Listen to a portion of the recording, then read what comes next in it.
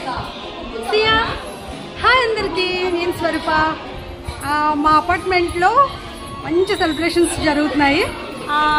వినాయకుడివి అవి మీకు చూపిస్తా. సియా చూపిద్దామా? చలో చలో.